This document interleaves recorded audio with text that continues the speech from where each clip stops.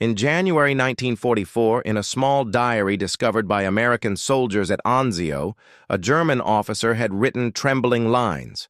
"We once believed that no artillery in the world could pierce our concrete bunkers, but today the ground shook like an earthquake.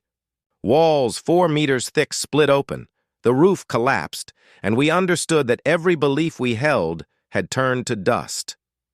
The writer had no idea that this was the first time German troops were facing a weapon they had never been warned about.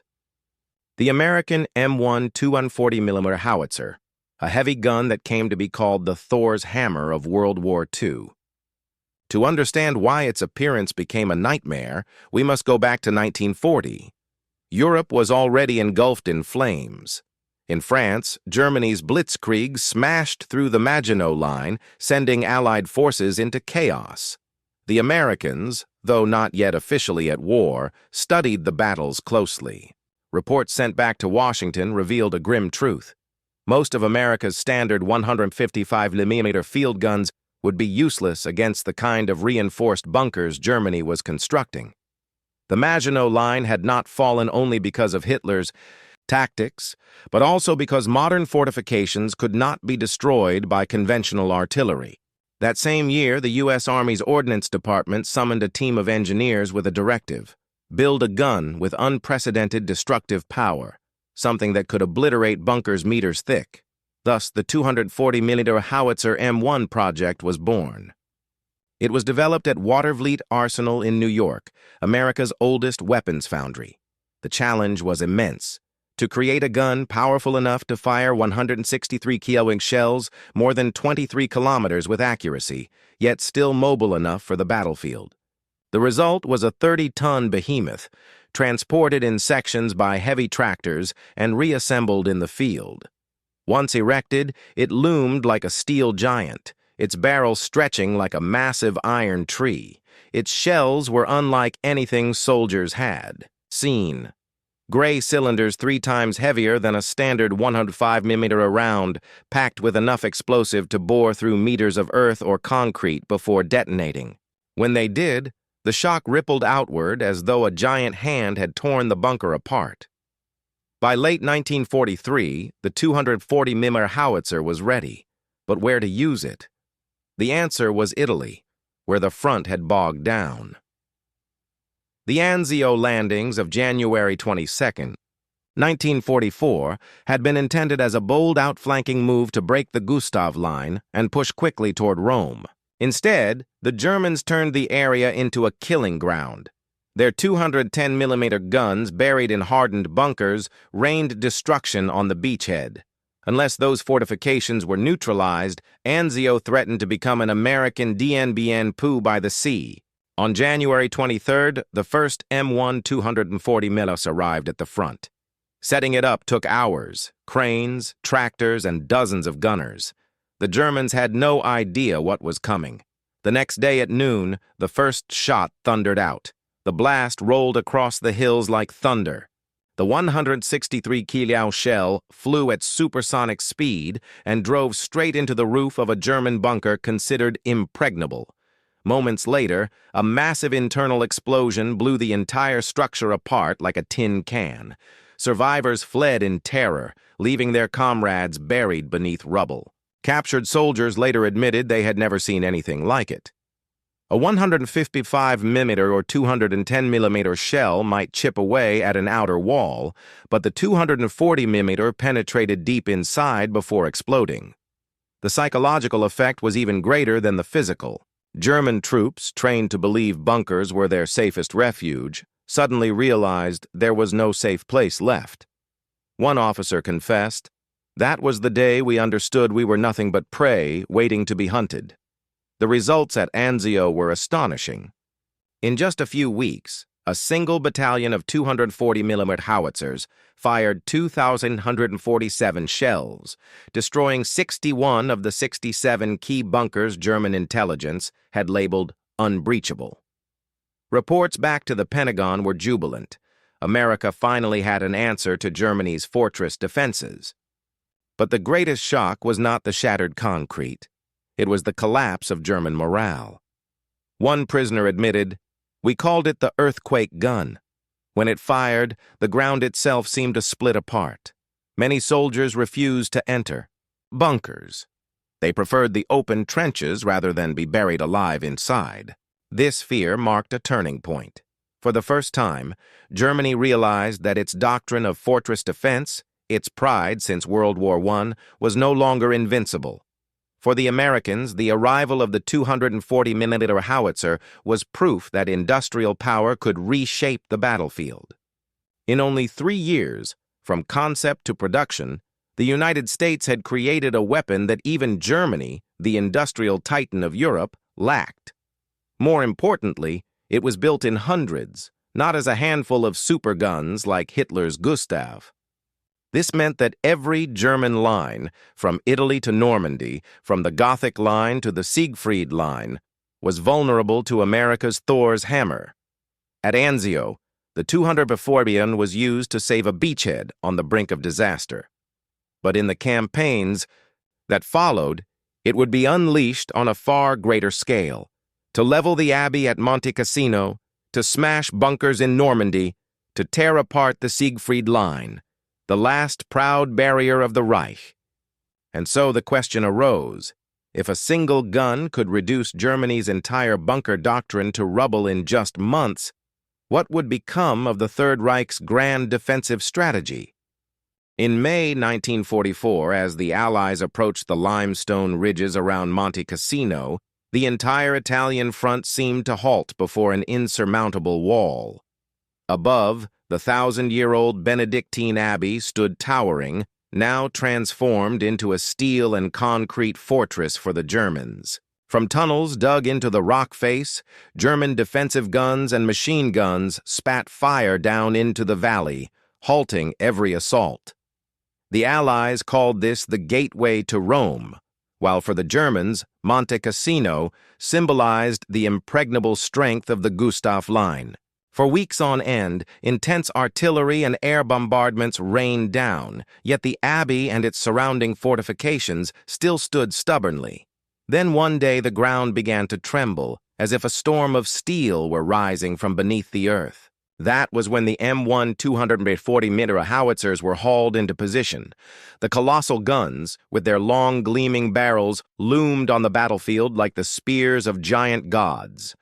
When they fired, their sound was more than an explosion. It was a prolonged, thunderous roar that echoed through the ravines.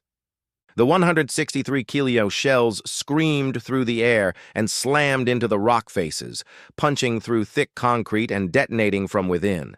After only a few salvos, bunkers that had rendered 150mm guns powerless blew apart like empty cans.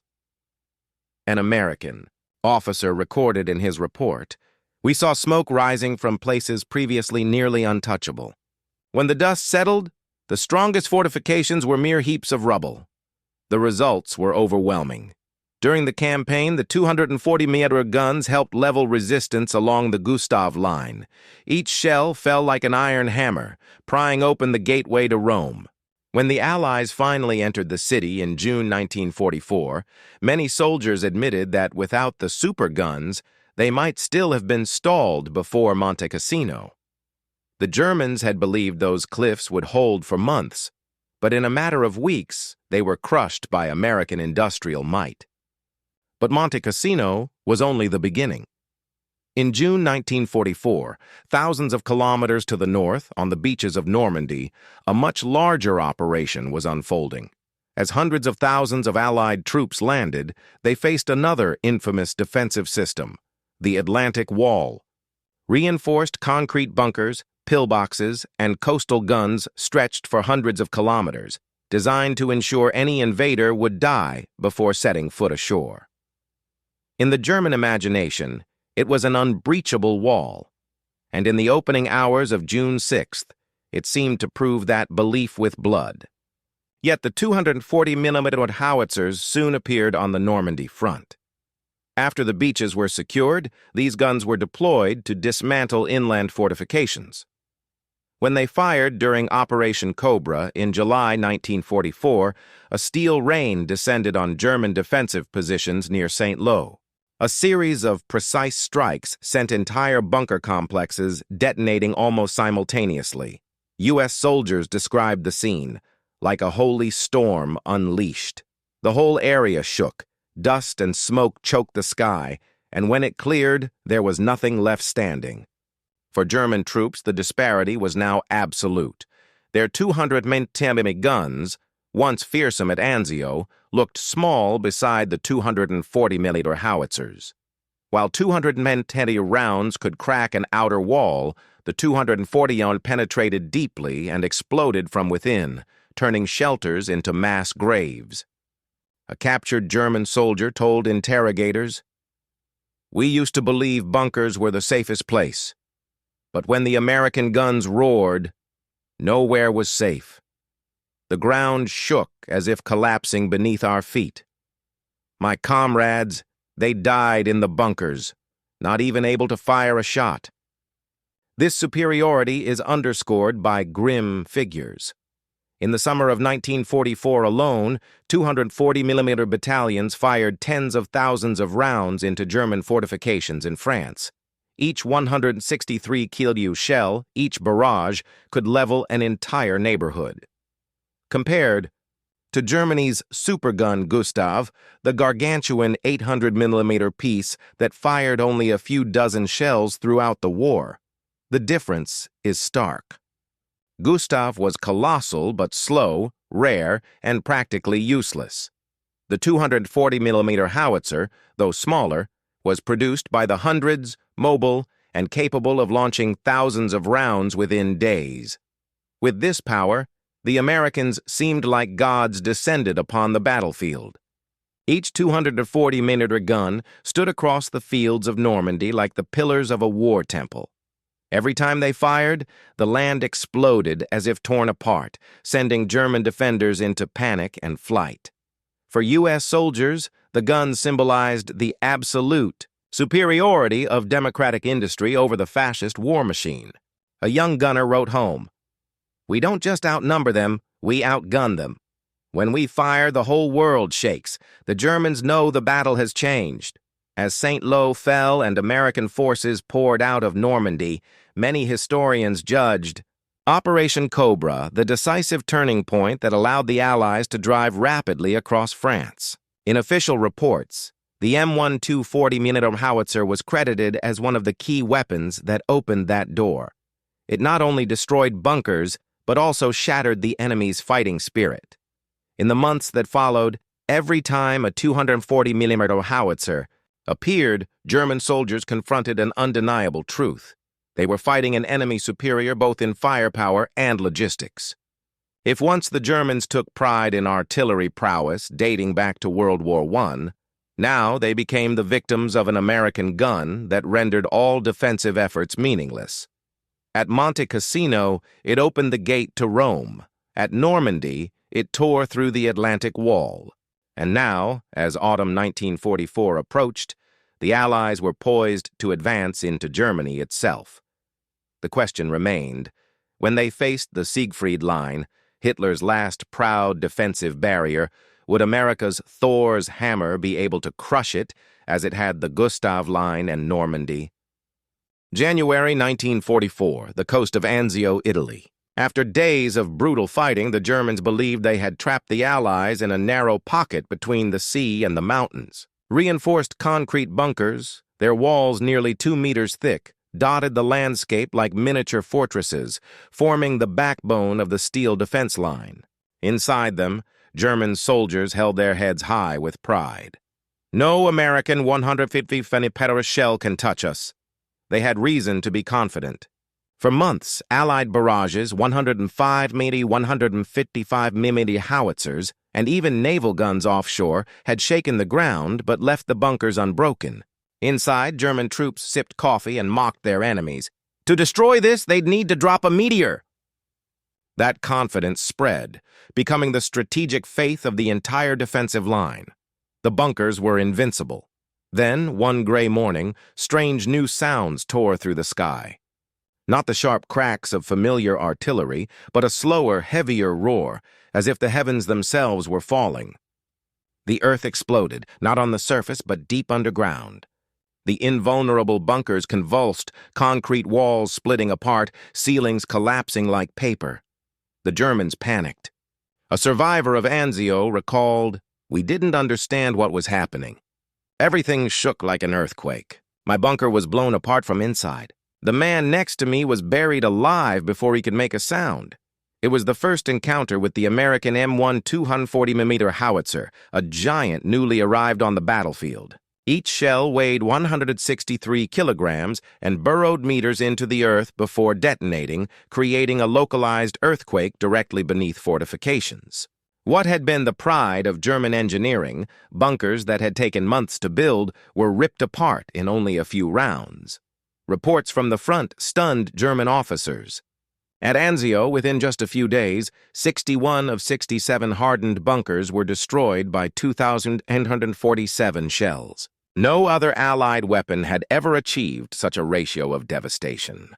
The Germans gave it a fearful name, Erdbebenkanone, the earthquake gun. Compared with traditional artillery, the difference was absolute. A 150mm gun might gouge out craters a few meters wide, requiring hundreds of rounds to even crack a bunker wall. A single 240mm shell could reduce an entire strongpoint to rubble. In one recorded case, a round punched through nearly 3 meters of reinforced concrete before exploding, obliterating the entire gun crew inside. For German troops, a wave of helplessness set in. They had grown accustomed to surviving endless bombardments. Certain their underground shelters made them untouchable. Now nowhere was safe. Even deep below ground, death could strike from beneath their feet, giving no warning and no chance of escape. The shock spread quickly. The Wehrmacht's once steady morale in Italy began to falter. Bunkers once seen as the spine of the defense line had become death traps for those inside. One German officer confessed in his diary, "We used to laugh at the little American guns. But now they brought a monster. Each time it fires, I feel the world collapsing under me." For the Allies, the arrival of the M1 240mm ushered in a new era. No longer did they have to sacrifice thousands of soldiers storming bunkers head-on. No longer did sieges need to drag on for weeks with little progress. Now, a few salvos could peel away German defenses layer by layer, like a drill cutting through steel. The technological superiority was undeniable. The Germans had once boasted of the colossal 800mm Gustav gun, so massive it took weeks to deploy and fired only a handful of times. By contrast, the M1, though weighing nearly 30 tons, could be dismantled and transported by tractor in just hours. The Americans didn't need a symbolic giant. They needed hundreds of powerful, practical guns that could shape the battlefield. And they had them. From Anzio, the howitzer was quickly sent to other fronts. Monte Cassino, Normandy, and even the Siegfried Line. Wherever it appeared, the Germans suffered the same nightmare. Bunkers turned into tombs. Elite defenders shattered after just a few barrages. The question for the Wehrmacht was no longer, how long can we hold this bunker?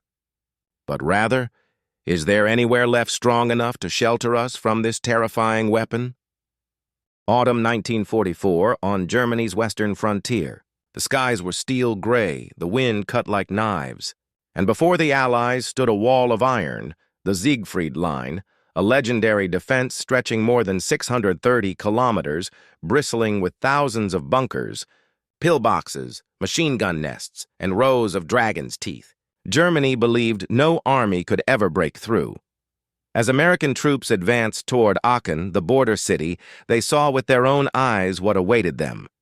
Massive blocks of concrete jutted from the earth like the teeth of demons, stretching to the horizon. Behind them stood hundreds of thousands of Wehrmacht troops, ready to fight to the last. One U.S. officer gasped, "My God, this isn't a defensive line. It's a meat grinder." Inside the bunkers, German soldiers brimmed with confidence. After their defeats in France, they believed the Siegfried Line would turn the tide. A non-commissioned officer wrote in his diary, "We will hold them here. This concrete will save Germany." But when night fell, the earth itself began to shake. A strange heavy whistle rolled through the sky, unlike anything they had heard before. Then came a 163-kilogram shell, plunging into the ground and detonating beneath the bunker floor. The concrete walls shuddered as if about to snap. Then came another. and another. Within minutes, fortifications that had taken months to build were shattered like eggshells. It was the arrival of the M1 240mm Howitzer on the German frontier.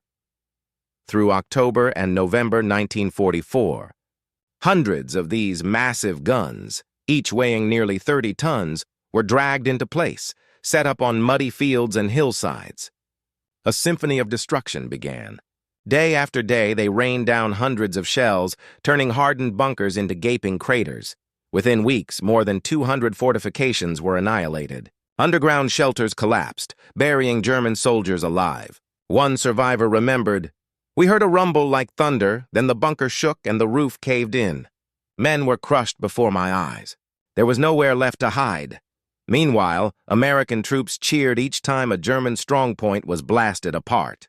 A soldier from the 1st Infantry Division wrote home, "We don't have to throw our bodies against the concrete anymore. Those big guns will open the doors for us." The thunder of the bombardment echoed through forests and villages, as if the earth itself was cracking open. German civilians near the line later recalled in their memoirs, "Our houses trembled as though they would collapse. Children screamed, adults prayed. We thought the end of the world had come." The climax came in March 1945 before the crossing of the Rhine, the last great barrier between the Allies and the heart of Germany. Hitler ordered every bunker, every shelter on the East Bank to fight to the death. Tens of thousands of Wehrmacht troops stood ready, certain the Rhine and its defenses would halt the enemy. Instead, once again, they faced the earthquake gun. On March 22nd, before dawn, a chorus of heavy whistles tore across the river. The M1s opened fire. Each salvo sent tremors through the ground. The east bank of the Rhine vanished in firestorms. Bunkers detonated one after another. Within 48 hours, more than 40 fortifications were obliterated, hundreds of German soldiers killed or buried alive. A despairing German officer reported, "No shelter is safe. We cannot hold the riverbank. The troops are in disarray. Many have abandoned their posts." The Americans crossed the Rhine with stunning speed. No bunker could stop them. Fortifications once declared strong enough to hold Germany forever were reduced to smoking rubble. Scenes of collapse unfolded everywhere. German soldiers fled from shattered strongpoints, some throwing themselves into the river in desperation. On the Rhine itself, American boats advanced as though entering a land already undone. A war correspondent wrote, "This was not a battle. It was the collapse of an entire defensive line. The imbalance was now absolute." While the Wehrmacht clung to outdated weapons, the Allies wielded overwhelming firepower. Bombers, naval guns, and above all the M1 240mm, the destroyer of German pride. By the end of March, the Allies had crossed the Rhine on a wide front. The road into the Ruhr and to Berlin was wide open. For Germany, it was more than a military defeat. It was the realization there was no way back. The final line of defense, the last hope, had been buried beneath the earthquake barrages. In one despairing letter, a German officer admitted, "We have lost everything. Concrete could not save Germany. Their guns have buried the Reich itself." From the Siegfried Line to the Rhine, the arrival of the M1 240mm did more than destroy fortifications. It crushed the last fragile faith of the Wehrmacht. In that moment, Germany's defeat became irreversible. When the fires of World War II faded in the spring of 1945, the M1 240mm Howitzers, once capable of shaking the earth and pulverizing bunkers thought invulnerable, also fell silent. Yet their echo did not vanish with the last explosions. It lingered in history, in the memories of survivors, and in the way humanity came to view industrialized warfare. In less than 2 years, from Anzio to the Siegfried Line, the M1 240mm had proved a brutal truth. No fortification was truly impregnable before the power of modern technology. German engineers had believed that meters of concrete could shield soldiers from any bombardment. But those very walls, once symbols of strength, collapsed after only a handful of salvos. For the men inside, the bunkers ceased to be strongholds. They became tombs. Tactically, the M1 240mm transformed Allied offensives. Before its arrival, assaults on fortified lines often meant weeks or even months of bloody fighting.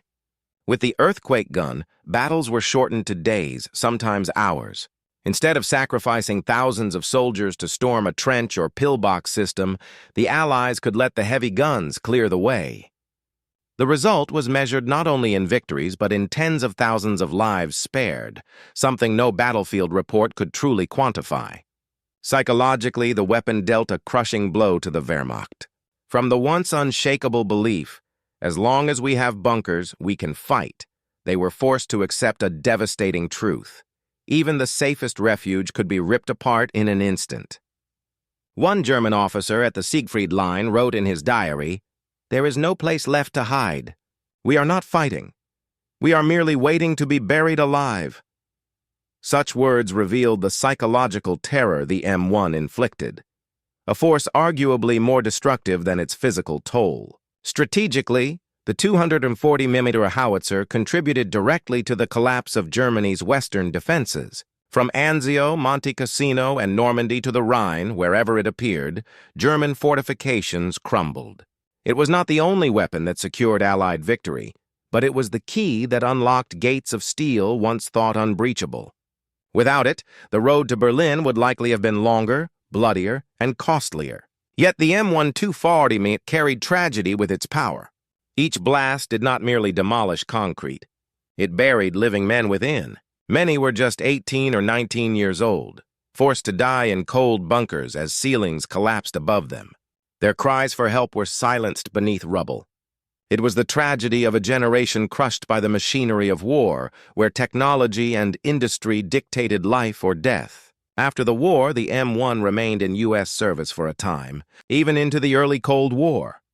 But its era quickly ended as missiles and nuclear weapons replaced heavy artillery as instruments of strategic deterrence. Still, its legacy endured. The Soviet Union studied it closely, eventually fielding the 240mm 2S4 Tulpan mortar, an indirect descendant. Proof that the lessons of World War II continued to shape military thinking decades later. Today, the remaining M1s rest silently in museums at places like Fort Sill, Oklahoma, and Watervliet Arsenal, New York. Visitors often gasp at their sheer size, the immense barrel, massive steel wheels, and heavy frame. Yet only veterans who once heard its roar truly understand. This steel had once made the very earth tremble and determined the fate of entire defensive lines.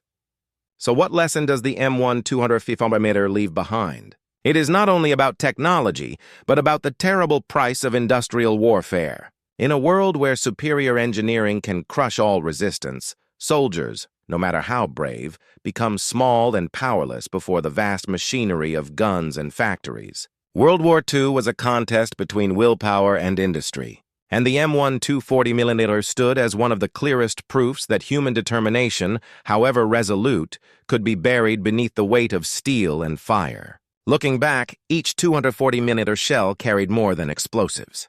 It carried an entire era, an age in which war was no longer a clash of men against men, but of assembly lines against assembly lines, of national steel output against a people's endurance. In the end, the M1 240mm left humanity with a cold truth. In the war of steel and blood, it was not spirit, but industry that decided the fate of nations.